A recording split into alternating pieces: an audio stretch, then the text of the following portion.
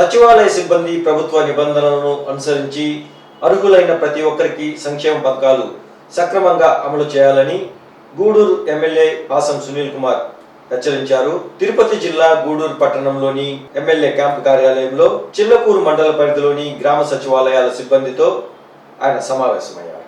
ఈ సందర్భంగా ఆయన మాట్లాడుతూ సచివాలయ వ్యవస్థలో పనిచేస్తున్న ప్రతి ఒక్కరూ అర్హులైన పేదలకు పారదర్శకంగా సేవలు అందించాలని సూచించారు. నూతన పెన్షన్ల ప్రక్రియలో ఎంపిక, రేషన్ కార్డు జారీ, సంక్షేమ పథకాలు, లబ్ధిదారుల ఎంపికలు పారదర్శకంగా వ్యవహరించాలని ఆయన పేర్కొన్నారు. ఈ కార్యక్రమంలో స్థానిక ఎన్డీఏ కూటమి నాయకులు స్థానికంగా ఉన్న సమస్యలు మీ దృష్టికి తీసుకువచ్చిన వెంటనే వాటిని పరిష్కరించేందుకు శ్రద్ధ చూపాలని ఆయన సూచించారు.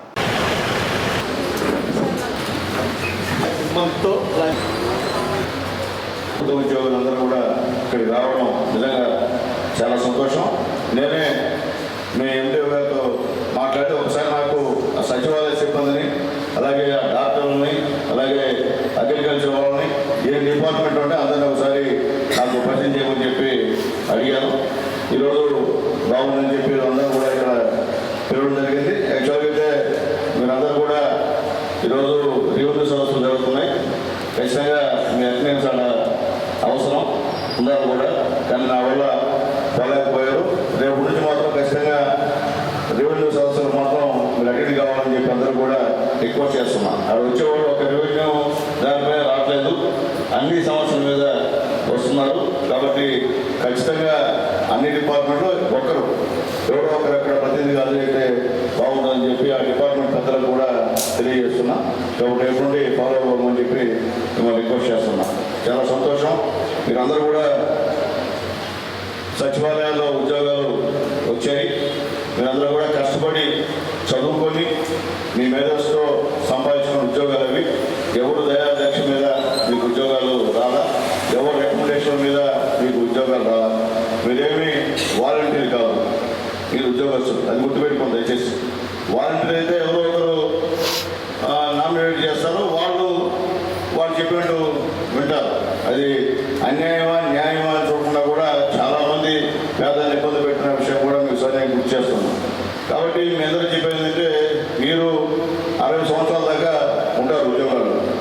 మాలాంటి రాజకీయ నాయకులు 5 సంవత్సరాలు ఉంటారు, లేకపోతే మళ్ళీ రెస్ట్, మళ్ళీ అవకాశం వస్తాం.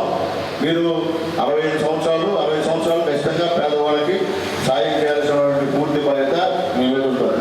మీరు ఎంతమంది పేదవాళ్ళకి సహాయం చేస్తే ఆ భగవంతుడు మీకు అంత మంచి చేకూరుస్తాడు. అట్లేకుండా పేదవాళ్ళని నిర్లక్ష్యం చేస్తే అది చాలా పాపం. ఎందువల్లంటే ఈ కాన్స్టిట్యున్సీలో పేదవాళ్ళు చాలామంది ఉన్నారు, మీకు తెలుసు. ముఖ్యంగా ఇప్పుడు రెవెన్యూ సదస్సులు జరుగుతున్నాయి. నేను చెప్పా రెవెన్యూ వాళ్ళకి, ఎవరు ఏ గ్రామంలో భూమిని ఆక్యుపై చేశాడో మీకు తెలుసు. నా భూమి ఒక ఊళ్ళో ఉన్న నా భూమిని ఎవరు ఆక్యుపై చేశారో నాకు తెలియకుండా పోవచ్చు, కానీ అక్కడున్న విఆర్ఓకో అలాగే ఆర్ఐకో విలేజ్ ఎస్టేట్కో ఖచ్చితంగా తెలుస్తుంది. కాబట్టి ముందు మీరు బాధ్యులు. కాబట్టి దయచేసి మీరు ఎక్కడెక్కడ పేదవాళ్ళ భూములు ఆక్యుపై చేశారో మీరే బయట పట్టించని చెప్పి వచ్చారు ఎంఆర్ఓ గారు. కాబట్టి మళ్ళీ రిక్వెస్ట్ చేస్తున్నా రెవెన్యూ వాళ్ళని, దయచేసి పేదవాళ్ళ భూములు ఎవరు ఆక్యుపై చేశారో మంచిగా పేరు చేస్తే బాగుంటుంది. లేకపోతే అది మళ్ళీ ఎంక్వైరీ పెట్టి మీరు ఇబ్బంది తెచ్చుకోకుండా ఇవ్వాలని చెప్పి రెవెన్యూ అధికారులకి నేను తెలియజేస్తున్నా. అట్లాగే ఇప్పుడు ఆల్రెడీ అందరూ వచ్చిన్నారు, సర్వేస్ కూడా వచ్చినారు, విలేజ్ సర్వేస్ కూడా. మీరు కూడా